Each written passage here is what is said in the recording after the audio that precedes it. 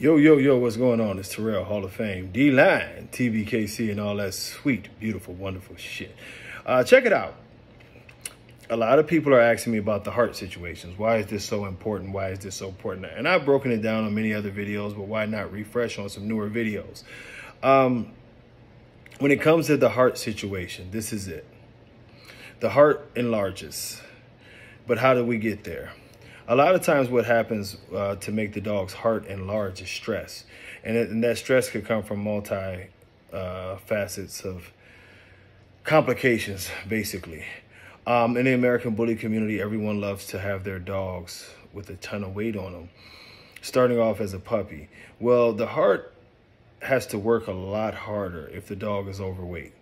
With the heart working harder, it's already a breed that has trouble breathing, lower oxygen levels, once again makes the heart work a little harder. Well, throughout the lifetime of the heart and it working harder and harder, you're putting more and more weight on the dog.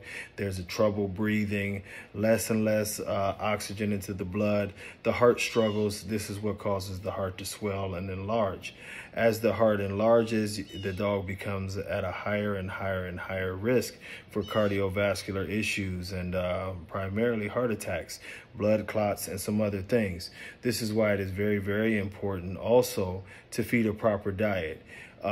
Just like us, the dog's diet has a ton to do with the functionality of its heart.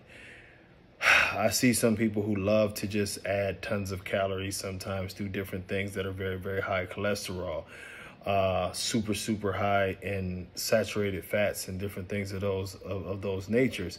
See, certain fats are good for dogs, you know what I mean? But certain fats are really, really bad for dogs and can help clog their arteries too.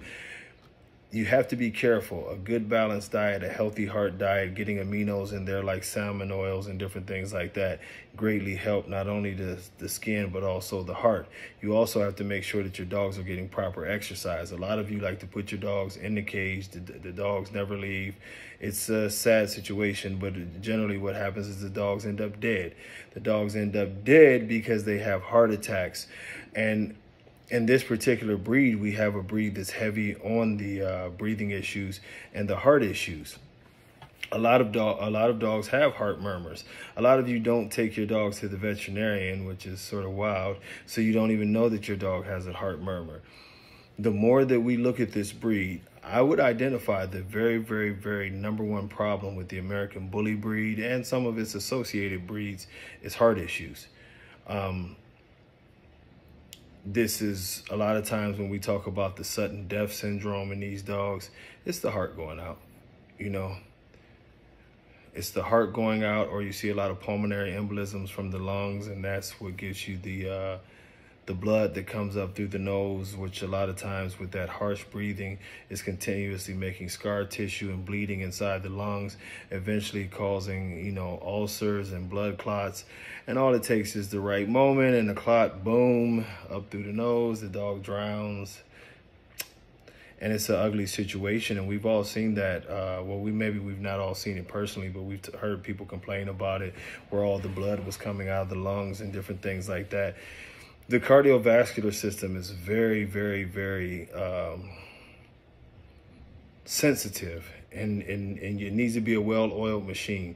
It's the reason why the dog breathes through the nares is for a cooling process. The cooling process to get it into the lungs. Of course, we need the oxygen in the lungs to get it to the heart. We need all of these things to function properly, not just for the heart, but the heart is also dispersing everything to the muscle and the rest of the organs. If any of this goes bad, you can have failures of many sorts. I've heard people talk about, you know, other organs causing their dogs issues. A lot of that's just because you're not getting enough oxygen to those areas.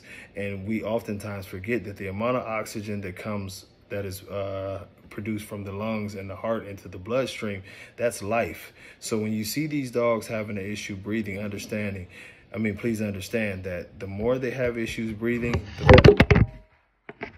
And of course it would do that. But the more they have issues breathing, the more they will have issues living. And with that being said, I'm going to tune off since the bottle fell over that was holding up the phone. Until next time, y'all, much love. Peace.